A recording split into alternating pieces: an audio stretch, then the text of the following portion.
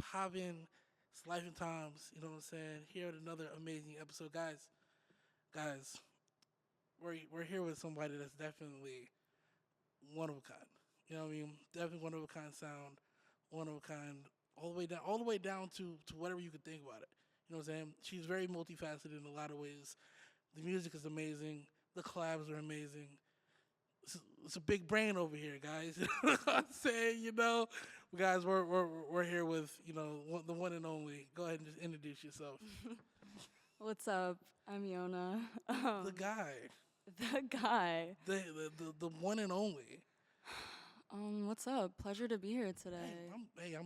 we're all happy you're here today. June 18th. Rest in peace, X. Oh, guys, I did not think about that till right now. Rest in peace, X. Very, you know what I'm saying? Special time, special people. Very special. Man, guys, well, how are you other than that? How are you doing? I'm good. Doing good. Thank God. What about you? Oh, I'm hot. But other than that, it could be worse. It's California in the summer. You know what I'm saying? What can we do? You know what I'm saying? Without. I just want to get into. We have a lot to talk about. You know what I'm saying? So let's just dive in. So, you told me where you're from. Mm-hmm. But I don't know if you're from here first or there or wherever. So kind of, where are you from? Let's get your background. Let's hear it. So I'm from LA. I grew up in LA, but my parents are immigrants from France. Fire. Well, they just actually got their green card after 20 years. All right. Okay. But yeah, my sister is born in France. I have one sibling, an older sister. She was born in France, and then I was born here. You speak French? Oui, je parle couramment le français. Bow. I don't know what she said, but it sounded good. What's crazy though? I feel like, I don't know. Maybe like it's because here everyone speaks Spanish, but it's like being here and then like the dialect is like the accent is different. That sounded very French. Yeah. You know what I'm saying? But is it because you're just in the house with people that are actually really French? Yeah, I think it's just like the house that I grew up into and just the way that my parents are. I also grew up like around a bunch of other French people, so That's hard. yeah. The French community in LA is something I didn't think was a thing. I'm not gonna lie. It actually is. Like, you'd be surprised. I It's in think like a certain part of town though. really like there's no little France. You know what I'm saying? No, there's not. Which I feel like there should be. I Like feel like that's just like Beverly Hills for them. Is like high-key, the probably. Disneyland for the French people. It is a lot of French names and other things like that. Though. You might be, you might be onto something. Yeah. But also too, the getting their, you said that you just got their citizenship. Yeah, It's such a grueling process. it's tough because like growing up, my parents were always, I mean, mostly like in our teenage years, but they would always mostly tell my sister because she was like an immigrant too that they were always like making sure that we never like did anything to get in trouble Get with in the trouble with- police or like shit like that because then they'd be fucked and then we would be like foster kids pretty much. Oh. So like Yeah, I didn't think about that either. yeah. Because since you're born here, it makes you an American It citizen. makes right? me a citizen, Yeah. yes, but everybody else in my family not. wasn't. Ah, that's such a. Well, we're happy you're here. We're happy everybody's staying out of trouble. Yeah, we're Everybody's safe here. now. Wow. What was that kind of like? Growing up, like going through like the high school and like your schooling years and stuff like that. Like, is it like what's the culture shift? You know what I'm saying? Or how did your parents even handle it? Because like that's such a. I don't know how different this French was back then it is now, but I feel like it has to be different somewhere. You know what I'm saying? Definitely.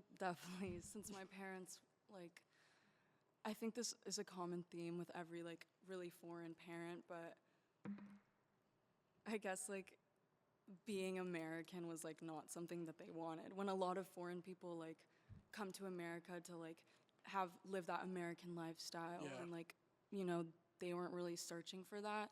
They prefer, like, French culture and, like, the class of it.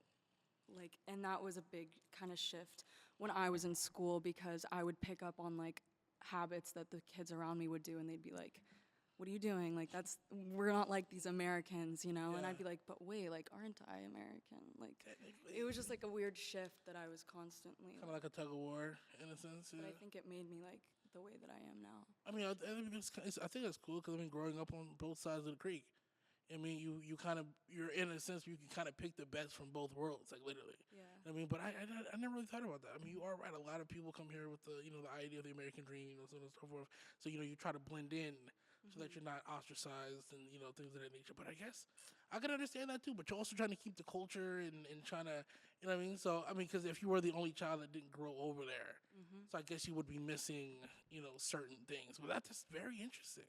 Well, I never knew that. Sorry, I was very. I don't know. We trying to piece it together. We're not just a music podcast, guys. Trying to be cultured on this. Yeah.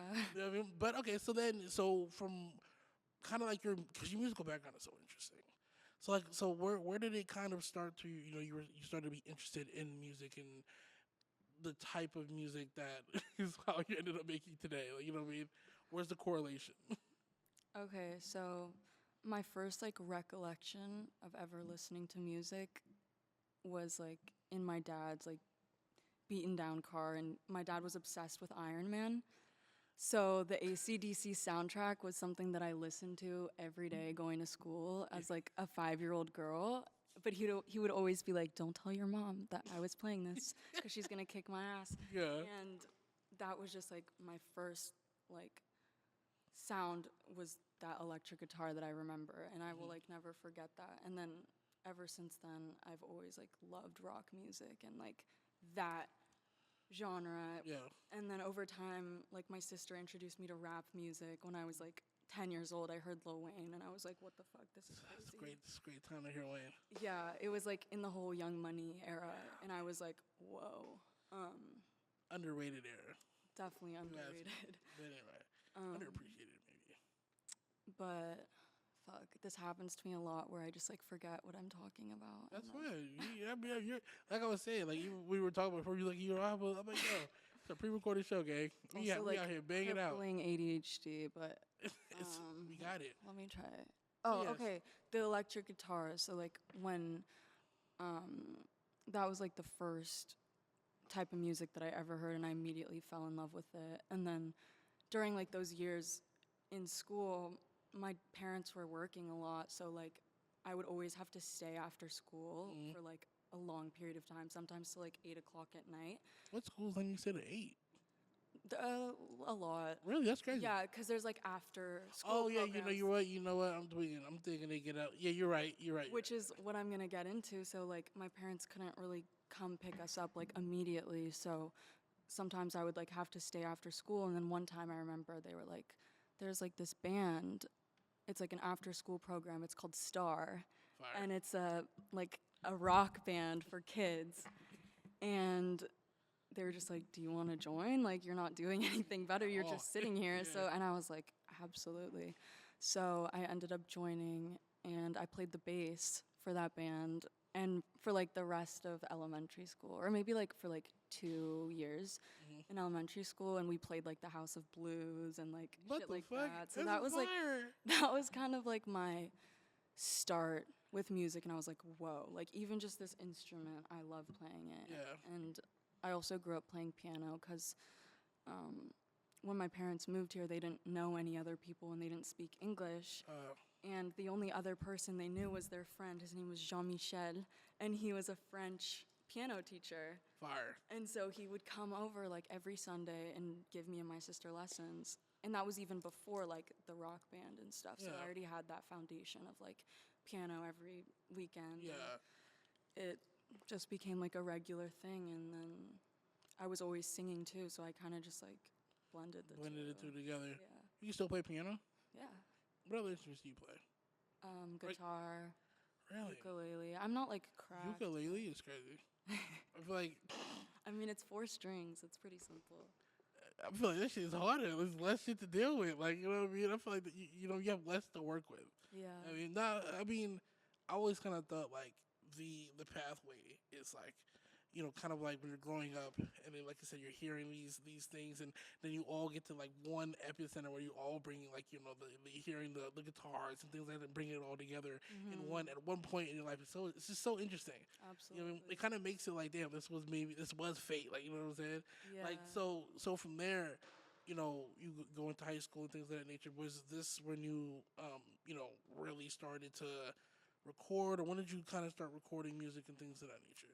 Um, so that wasn't until like later on in like middle school. So after I got out of elementary school, I was just like obviously going into middle school, so I wasn't really focused on music. Like it was more obviously something I did for fun. It wasn't like I'm gonna do this Yeah. every day. Um, so then like I went on with my life and went to middle school and stuff, but I was always like still super entangled with music, and that was like kind of my escape from school in a way, because I always hated school, and like I was always kind of like antisocial and just like didn't really connect in that environment. And I think that music, like I would literally almost got like expelled from my school because I would have my headphones on in class and like not listen to the teacher because Yeah. I just wanted to listen to my music and like be peaceful. Yeah. And so it was always like connected to me even during school hours, but like then, when you're like 13, 14, your life starts to you start to feel emotions more. Yeah. And So so, the growth spurts and such. exactly. So I was just like kind of growing into like being a girl, and I was like feeling these new emotions that I'd never felt before. And I was like, whoa. Yeah. So when I would listen to like sadder songs or like deep music, I could actually connect to it, which was something that I could never do before because I was so young. And then that's when I started like doing covers of other people's songs, and I would post them. First, I started off by just posting little snippets on my Instagram, Yeah. which is still up somewhere if you want to see like 12-year-old me singing. Figure it out. Gotta look for it. But I started just by posting like little clips of me singing on my keyboard or just like simple covers and stuff like that. None of my original music. Yeah. And then around like, I think I was 14, maybe 13, after I started posting like these clips for a while, I was like, okay, I want to like actually record a cover and like go to a studio or whatever that means. Yeah. Where I've seen on TV and all that. Yeah, which is where Jean-Michel, the piano teacher from my childhood, Here we came go. back in. Yeah. And because that was the only person I like knew in music, so I was like, hey, is there any way you can help me record this cover that I want to post on SoundCloud? And he was like, SoundCloud, what is that? Like, he had no idea what I was talking about. That is crazy. He had no idea what I was talking about, but he was like, yes, like, I'll help you. Yeah. So I went to his studio, which was literally like a portable booth. Like, those like big boxes. Yeah. But to me, I was like so amazed. I was like, whoa, like this is crazy. Like we in this too. We in this too. It's lit. So I was just like really excited when that happened, and he recorded me singing the song, and it was like such a cool experience because I had never like sang in front of a mic. I had never had someone in the other room tell me like do this higher or like stay low on this, and it was just really cool because I felt like I was experiencing like a real recording experience, like a real music experience. Exactly. And that's like immediately after that I fell in love with it, and then I recorded more covers on SoundCloud and I would post them every week. And then I started to make my own songs with like friends from school, or not from school, but like from just around my area, because there weren't that many kids that made music. I only knew like 2 other kids that one of them is still my best friend. His name's Nate. Shout out Nate. Shout out Nate. He's about to go on tour right now in Europe. Fire. But yeah, Nate was like the only other person I knew who made music, but he wasn't really in production. We were just both vocalists. And then I knew some other kid who was learning how to produce. So like I would go to the kid's house and I would just have him like make me a beat, and then I was like, okay, fuck, I'm gonna try to write to this. Yeah. And then I would spend like days writing a song, and then I recorded it on SoundCloud and posted it. And yeah. Let's say get it out there. You know what I'm saying? I just miss when music was so simple. Just record it and just drop it. You know what I'm saying? Like without all the The extra shit. the extra, all the just all the paperwork. You know what I'm saying? All the all the ups and downs. You know what I'm saying? But I feel it. And then so you become confident in that. And I also think too, doing covers at 12, like playing full piano and covering at 12 is fucking insane. Like I mean, I don't know how hard it is to play the piano, but I can't do it, so I can only imagine. You know what I'm saying? So it's like, but I think that's amazing. You know what I'm saying?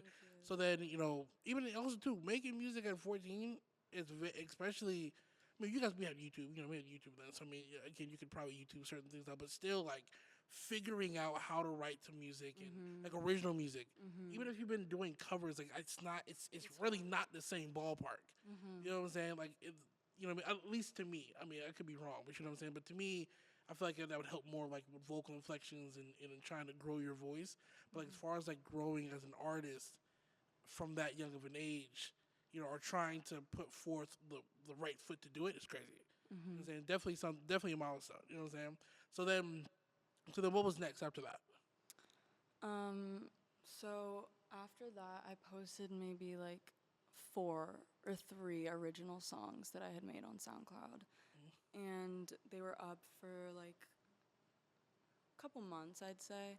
Actually, one of them was up for like over a year, and then I remember like a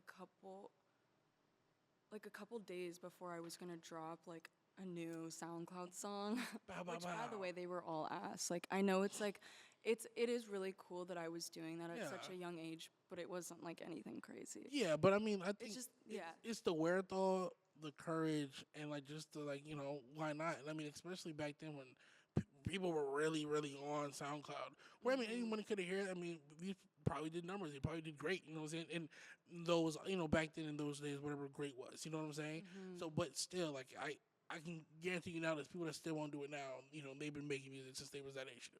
You know what I'm saying? So just the fact that you got it out is still is one of those things. It's like, wow, it's like a pat on the fucking back. Yeah, that's fire. You know what I'm saying? But yeah, so you're saying It's definitely dope. I feel like I kind of got a head start in a way. exactly. But yeah, so like a couple days before I was gonna drop this new song on SoundCloud, I get a DM from this person, and they're just like, "Hey, I have someone who's been really like loving your SoundCloud songs and like wants to sign you." And this was like a few days after my 16th birthday, so I was like, "Whoa, like sign me." And Yeah, exactly. I didn't expect that based off of just like the shitty SoundCloud songs that I was posting. And I knew this person pretty well, so I was like, okay. But I was also kind of hesitant at first because I was like, they kind of kept like spamming my phone over the course of like a couple days, and I was like, this is kind of weird. Like, Yeah. I was uncomfortable, but then I like realized what it actually was, and I kind of just let myself be open to it, Yeah. and it ended up like being the opportunity that took me to the next level and allowed me to actually go into a real studio for the first time and like create real music. It opened the door. Absolutely. And as far as like, especially at that young of an age, and and there's another thing too. Like again, I want to backtrack a little bit, but even though we spoke off camera, we know we know what this is. It still speaks volumes because again, to be growing into an artist, and not even like in the fact where you're growing into it and just the music has potential. It's the fact that it's the courage, the confidence, and everything else that's under it that a lot of people don't really get a grasp on until after the validation. Yeah. You know what I'm saying? And I think that's like the pinpoint is what I was trying to explain. You know what I'm saying? But so this happens. You're geeked. This is a great situation. Actually, I do want to go into this. I'm not gonna say I don't want to say the names You're good. because we're all still actively out here. But I want to talk about it because because you're bad fucking people. Let's just be 100% honest. These aren't good fucking people, and I don't really fuck with what's going on. So if you would like to divulge, that would be great because this is your story, and I do want to anyone that's in your position. You're right. I would love for them to at least be able to hear it and be like, this is how you navigated it and you came out on top. You're right. So if that's cool, I would love to hear the rest of it. So yeah, so I want to get into it because it's a lot of people's realities that we all know. I feel like at this point, especially if you live out here, you've been out here between 2015 and now, one person that's kind of gone through this. So I definitely would love to hear it and dissect it and talk to you with it. So the floor is yours. Thank you. I mean, yeah, you're definitely right. I do think it's important. Even as I said before we started filming, like I really like connected with this platform that you have because it's like a place for, smaller people like me to like really tell their story and for other smaller artists to watch this and like not feel alone. Even bigger artists could probably relate to it because it's Yeah, like, at the end of the day, it's all like it's all the relative. same ball game, All relative. in different forms and in different phases and in different fonts, but it's all the same concept, which is like betrayal.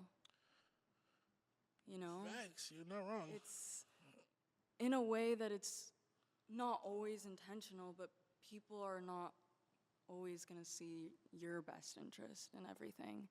You know, Yeah. No, and no, keep going. I'm gonna save my comment. I'm gonna save my comment. you're good. I mean, I don't even really know how to explain it because it all happened so fast. quickly. Yeah, it's. Because like I said, I want to get in here and tell you. I don't want to get in here and tell you a story for you. You know what I'm saying? It's one of those You things where can lead. You can lead. okay, well, it's the age old story of like everyone wants to feel like a child prodigy. You know what I'm saying? So we're gonna buy you with excitement. It's a lot of big studios. It's a lot of notable faces, depending on how close you've been paying attention to the to the league, and it's a lot of quick talking. It's a lot of well, we can do this. You know what I'm saying? Don't worry, we're gonna make this happen. I'm gonna make sure you're a star. We're gonna do. You know what I mean? It's a lot of talking, and it's a lot of words that you've never heard before. You know what I'm saying? All put into the same category, and it's Especially when you're like 16 and you've like dreamed of it your whole life. It's like literally gold on a silver platter until it's like not. until it's not, until it ends up being, plastic fruit. You know what I'm saying? Everything glitter isn't gold. And it kind of leaves. It can lead to a lot of things, and that's what I'm saying. In your situation, I think you came out on top because you didn't let it scar you, Mhm. or didn't not scar, but didn't let it make Mhm. you. You Absolutely. know what I'm saying? And I mean, even to be where it's like even when you became of age, I think like when you said like you became 18 and it clicked. Mhm. What clicked? Honestly, everyone's behavior towards me started kind of shifting in a way. Like what instance? Like You're not on trial. they like how we kind of explained of this like gold being handed to you. I Mhm. feel like as soon as I turned 18, it was like kind of like, well, what have you been doing? What have you been playing your part? And for me, it's like that. Of course, I'm playing my part. Like I'm here to make music and connect, and that's kind of it. Like Yeah. I'm here for one thing and one thing only, and that's the music. And I feel like when you're in something for so long, it kind of starts to become. I think at the end of the day, it's a thin line, and I think I'm sure now like everyone else that kind of figures this out the hard way, is that it's a thin line. You know what I'm saying? Everything is great until neither they find something new or oh, this didn't work out the way I thought it was to. So now it's kind of like, then you start getting the cold shoulder. Yeah. People stop picking up the phone. Oh, oh, I was supposed to be over here when this happened. Oh, this ain't happening no more. Mhm. The videos slow down. You know what I'm saying? And, Mhm. and I think, like I said, it's such a nasty part of this culture Mhm. and even stemming from, it's almost like a best kept secret, if Mm. that makes sense. That was my Instagram bio. The world's best kept secret. that and yeah, It's not that anymore, but it was. it's a good one though. It was a good one. I mean, it makes sense. You know what I mean? But it's like, I didn't even know that either. That was like a super guess. It was fire. But because like I said, you get there's. And I don't want to make this about me because this is not about me. This is not. This is about you. This is the reason why I do this podcast in the first place because I want to talk about you guys. You know what I'm saying? But I think it's all stemming from one place, and I think especially even with, with females and that because you guys are doing such a great time right now. With everything going on, you guys are at the top of the top. I wish there was more talk about it. You know what I'm saying? And, to the point where it's like, it really could be stopped. You know what I'm saying? Or at least it could be an outlet. You know what I'm saying? And I think that's why I'm gonna start that dialogue today. Yeah. You know what I'm saying? With this. You know what I'm saying? I'm glad I could start that. Yeah, I mean, I'm happy. I'm happy you even want to even tiptoe around it. Is all I cared about. Definitely. I think it's also important to mention not only for the other women, but like it can also happen in non-musical situations. You know, there are a lot of like people that are like employed by their bosses that are like very, you know, mistreating towards women, and even like especially the younger women, like it's not, it happens a lot, and I think just in the music it's a little bit more hidden.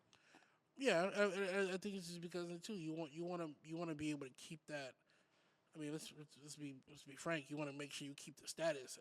This whole thing is Instagram followers and status. You know what I'm saying? And it's like, excuse me. And it's like you don't want to fuck anything up. You know what I'm saying? You don't want to kind of bite the hand. Like the shark. Yeah, pretty much. And now everybody's gonna turn the narrative on you because you don't have enough power to say, oh, well, that's not actually what happened. This is what happened. And then no one finds out till 6 years. So they're in the same position. And it's like, and then all of a sudden you guys meet back up again. And it's a family reunion. You know what I'm saying? So I just, like I said, I hope, this starts it. Because I know for a fact for the people that watch this, and for even my good friends that watch this, they know what I'm talking about. They know, they know it. You know what I'm saying? So, but moving on from that, you have a wonderful, wonderful song called Graveyard, which is a crazy oxymoron. You know what I'm saying? Well, tell me about it. We love the song. You have a remix coming out. Obviously, this will probably be out probably after it comes out, because if it comes out this week, it'll probably be out after it. Around the same yeah, time. so it'll be out. All the description stuff, go get it. It'll be down there. You know what I'm saying? Make sure you do it because she's amazing. But give us the background. You know what I'm saying? And then with the remixes and everything. Definitely. Okay, so for Graveyard, it started off, it was just kind of like a regular day. And I think like last minute, my manager had like set me up with this new producer to work with. And I was like, okay, dope. It was like right by my house. So I was like, perfect. I'm going to just go to this studio session and chill. So I go to this session, and he's like this young kid, which it was like really nice when it's someone that you can connect with, because I feel like definitely it's always a lot of men, but they're always like older.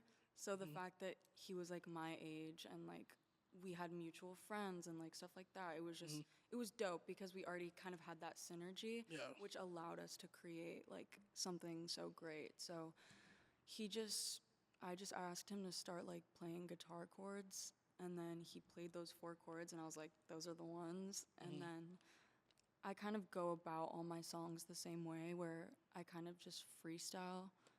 Like, I was gonna ask, do you write? I was say.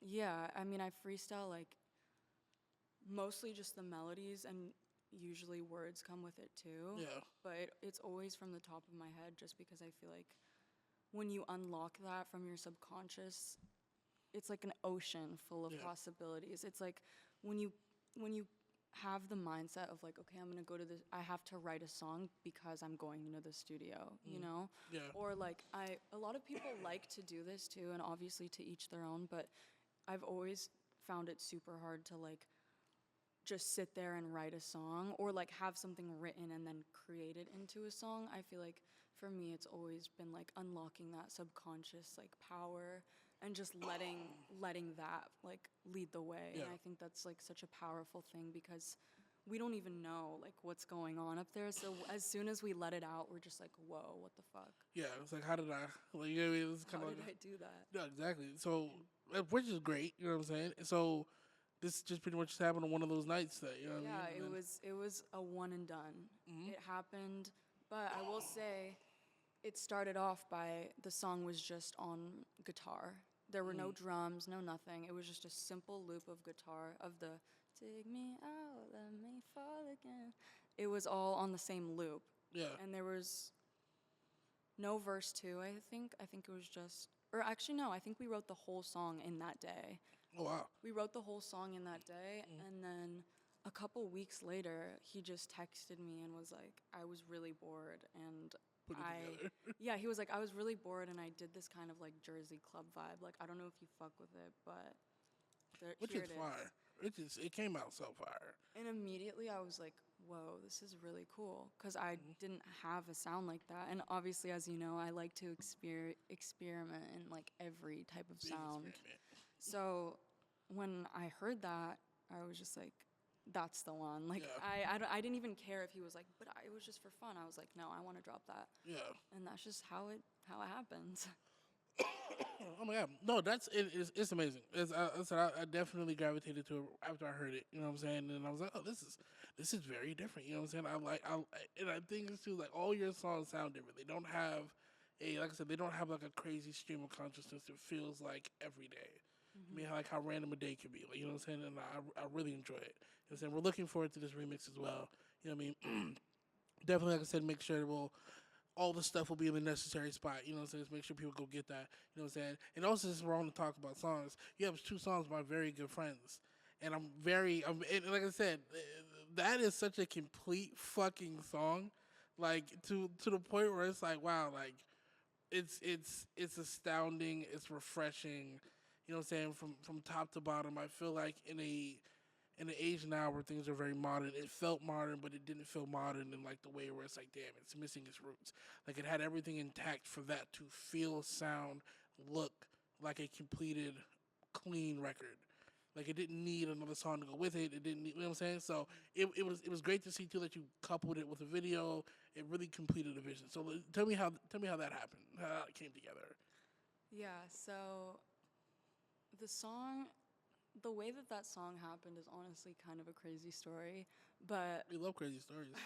I mean, it's not like crazy, but it's just, crazy. it's a cool story. So I made the hook that I was singing over it. This was actually my first time ever working with a songwriter.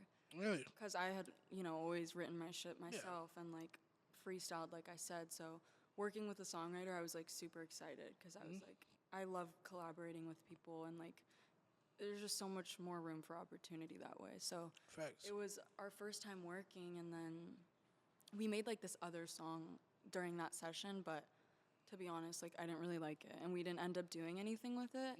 And then we had like another like 30 minutes of the session, so I was like, let's try like a new vibe just for like the last 30 minutes.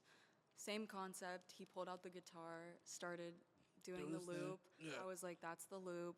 Then we started doing the melody, and then it just came around like. Yeah. And he was like, what's something that's like on your mind right now?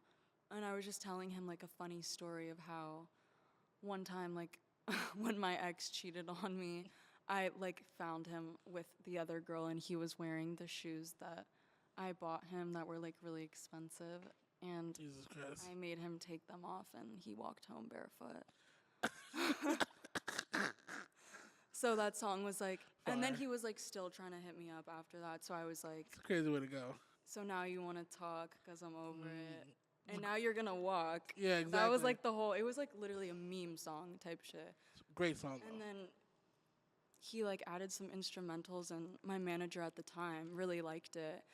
And he was like, we should like do something with this. Like either have someone on it or like you continue with verses and whatever. And we kind of sat on it for a while, and then time went by, a couple months went by. And then it was my birthday. I was turning 17. So like almost 2 years ago. He just called me and he was like, yo, like Candy and Suave are at the studio right now. They really fuck with the song and they want to get on it. Like you should pull up. Yeah. And I was like, bet. Which is rare because I feel like Candy don't do that type of shit.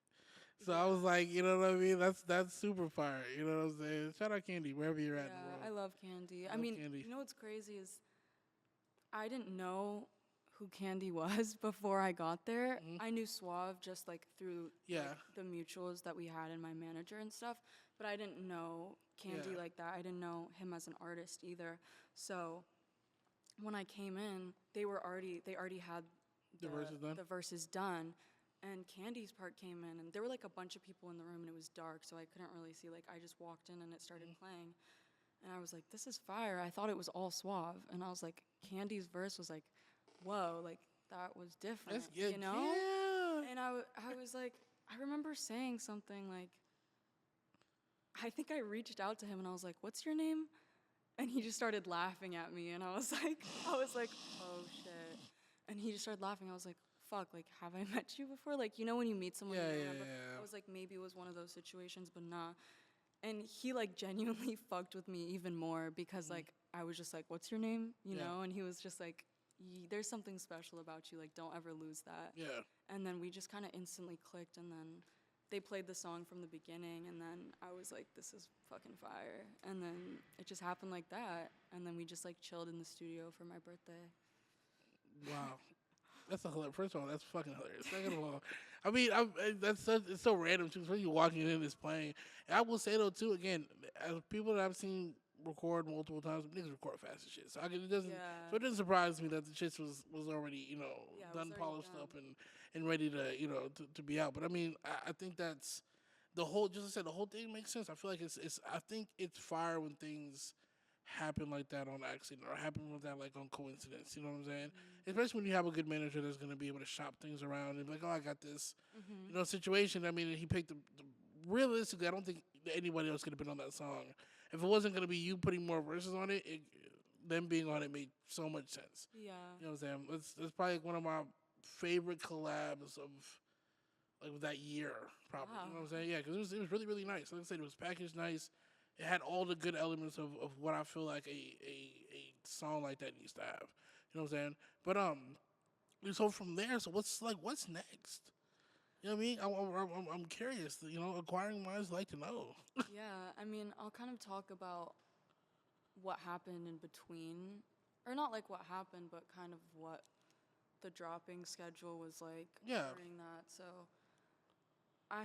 I mean, obviously at the beginning, like I was still developing my sound. Like I was, in like a really early stage of my artistry. So I wasn't like that first song that I dropped, Goodbye, that was like the first, besides like the times that I went with my piano teacher, that was like the first time that I went into a studio and recorded a song, and then it just ended up being good, so we dropped it. Yeah. But that was like my really first time like locking into a studio and like being around new people and like having to sing in like a real vocal booth. Like I had never experienced that, and that song, Goodbye, which was my first release, that was like not only my first song release, but like also my first real experience recording a song. So, which is amazing. Which is it super was- crazy though, for it being your first, like, you know what I mean? Yeah, it was crazy because I realized like how much an engineer and a producer does for you. I had no idea. A lot. Without them, it's gonna be hard to make it make sense. You know what I mean? Even if you record yourself, like I feel like the mixing side of it, it's the same idea with like someone that just colors video. Like you're not gonna ask him to cut the song for. I mean, to cut video for you, can want him to color it. You know what I'm saying? Yeah. Everybody that does their very specific stuff really pulls the train along. You know what I'm saying? But yeah, it's amazing. You know what I mean? Well, I would want to be time. We're getting to that point, but I wanna say I'm very interested to see what you have coming out next. Thank You know what I'm saying? I think it's time for an EP. I would love to hear a compilation of music from you that's been nicely crock potted. You know what I'm saying?